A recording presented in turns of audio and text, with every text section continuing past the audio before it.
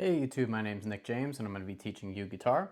I wish I knew these chord progressions long before I started jamming with friends and using a looper to, improvise and solo on my own. This lesson is all about chord progressions and more of R&B and jazz chord progressions.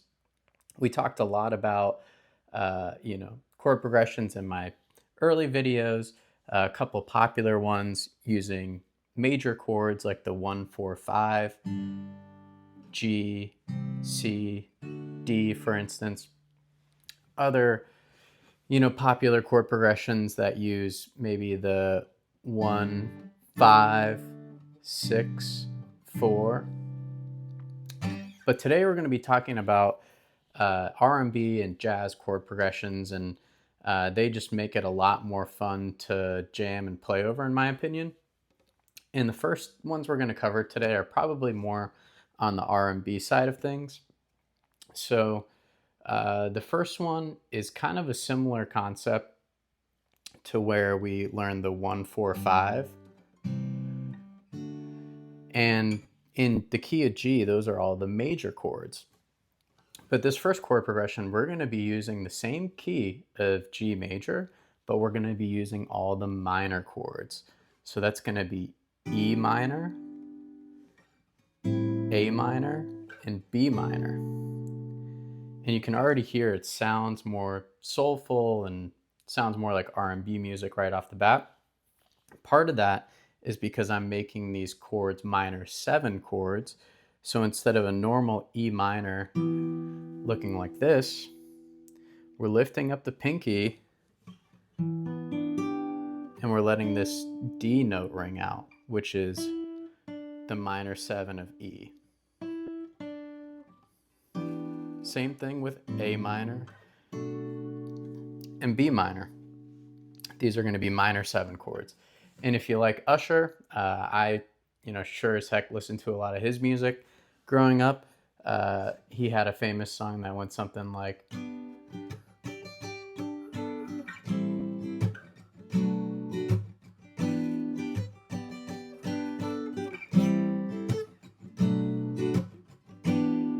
and all that is the 6 E minor, the 2 A minor, and the 3 B minor.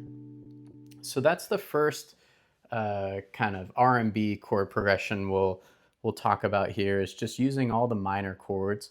And you can do that in any order. It doesn't have to be the E to A to B. You could start on A and end on E. You could start on B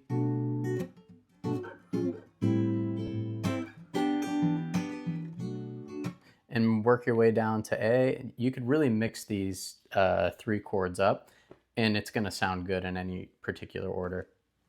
Now, this next R&B chord progression, we're going to add in a 4th chord. So we're going to play the 3rd in the key of G, which is B minor. And we're going to play it as a minor 7 again. So down here, we're rooting it on the A string 2nd fret, B, and then playing a minor chord shape, but we're lifting up that pinky again and barring this whole 2nd fret. So we have this A note ringing out. And we're going to move that B minor all the way up to E minor. So we're going to go 3 to 6 to 2 A minor, and then to the 5 D.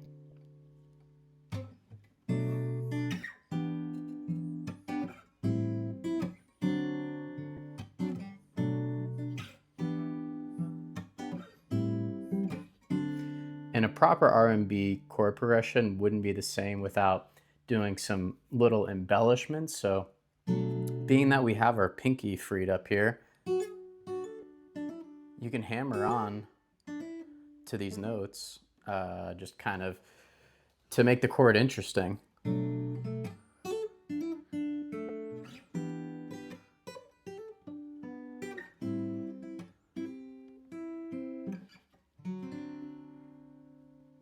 So those are a couple of classic R&B chord progressions. Now to get into the jazz chord progressions, we're going to actually switch keys and use the key of C major. And we're going to look at two different chord progressions. The first one is a three chord chord progression where we're starting on the 2, and then we're moving to the 5, and then back to the 1 C. So if we have the 2 and we're playing in the key of C, we're going to actually have D as the 2. And if you watch my lesson on 9 chords for jazz chords, you know, we're probably going to be better off using this D minor 9 just because it sounds cooler in my opinion. So we'll start on D minor 9. And then we're going to play this G13. And we haven't really learned this chord yet, so if you want to just play a G dominant 7, that's totally fine too. But we're going to play D minor,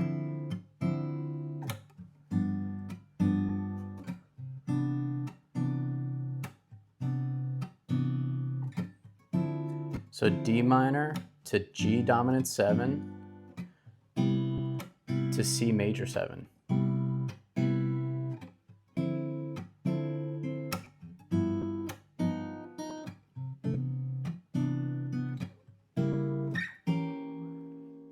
And what I did there was actually added in a couple of diminished chords to just create a little bit more movement. So if I'm really trying to jazz up this particular chord progression, I'm starting off on D minor 9. I'm playing G13, and I'm moving the 13 down half a step. So, and then making my way to C major 9.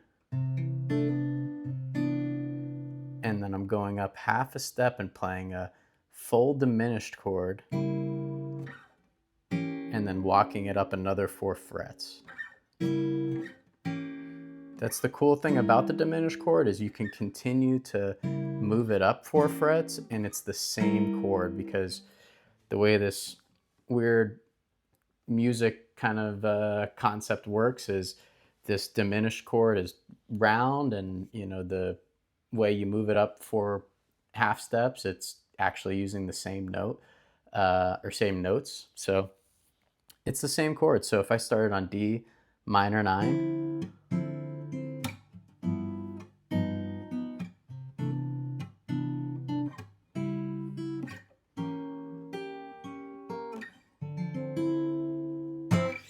that's a really classic jazz chord progression. And then one more jazz chord progression before we move on to some of my favorite popular progressions that'll definitely sound familiar, is the 1, 6, 2, 5.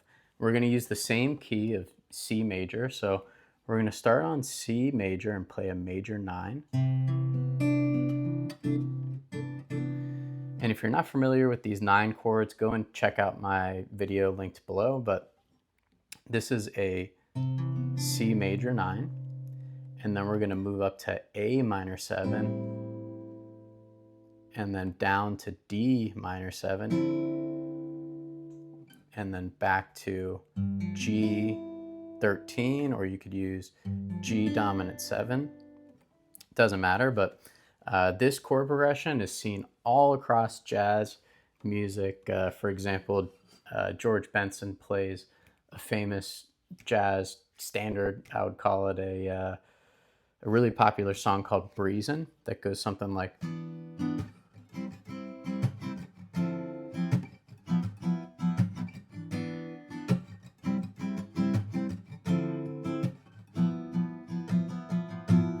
And another popular song that uses this same chord progression is Saving All My Love by Whitney Houston.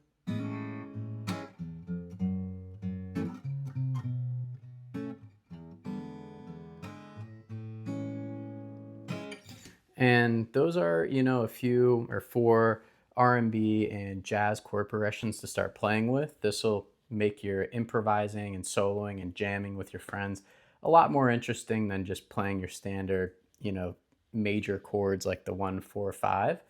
And you're going to notice that these, blues or not blues, but jazz and R&B chord progressions use a lot of minor chords. That's probably the biggest difference in my eyes. So, when you're starting to put chord progressions together yourself and maybe write music, if you want it to sound like more R&B like, try using those 3 minor chords or just more minor chords generally. Now, to a couple or a few really great chord progressions, this one will probably ring a bell to you.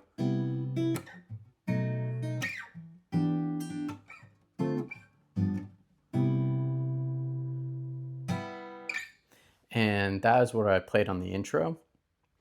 That uses a C major 7, then down to a B dominant 7, up to a E minor 7, D minor 7, G7.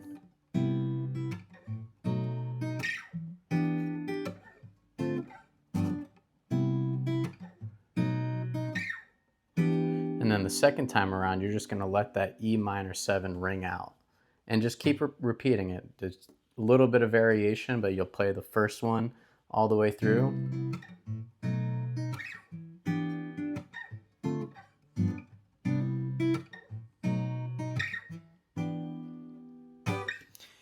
And the next chord progression that would be fun if I were thinking about jamming with some friends or using a looping pedal is this one right here, where I start on D major 7.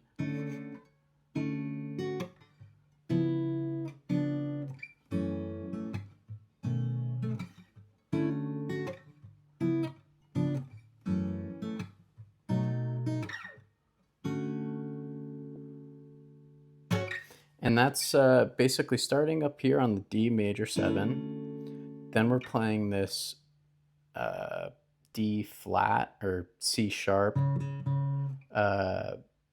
7 sharp 9. It's famously known as the Jimi Hendrix chord. But we're going to bar this whole 3rd fret here on these 3 strings. So that way, when I lift my pinky up from this B string, it's still playing this D note. And then we're playing a F sharp minor 7, and then a B9. And then the second time around, there's a little bit of variation again, where I'm starting on the same chord, D major 7.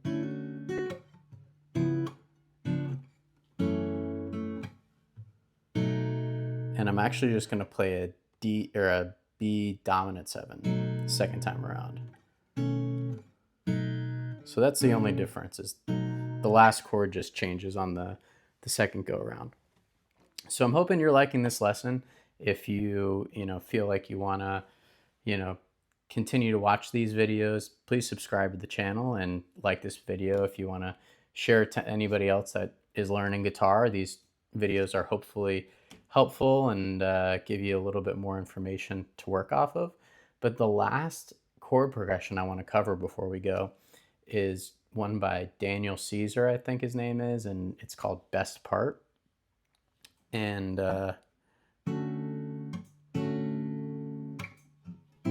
it uses what's called borrowed chords.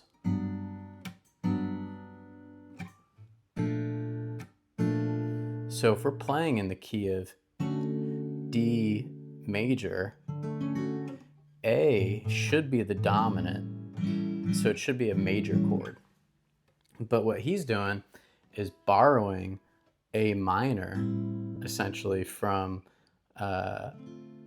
what is, the key of F major, or the relative minor is D minor. So he's basically, borrowing chords from the opposite scale.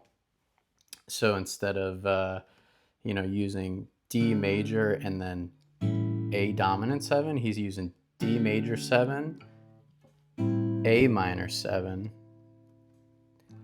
down to G major 7, which is in the key of D major, but then goes to this B flat major 7.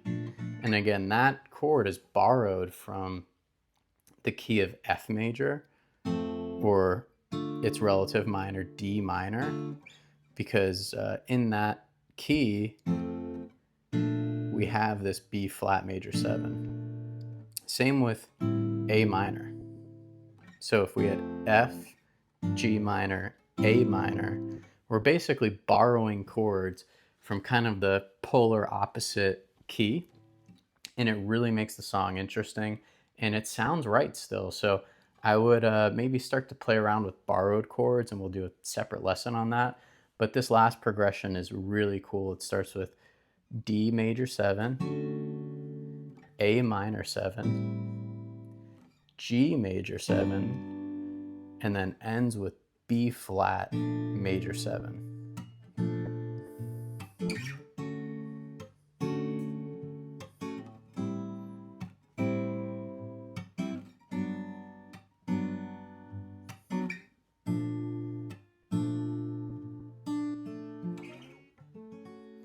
Thanks for watching, and hope you have a nice day.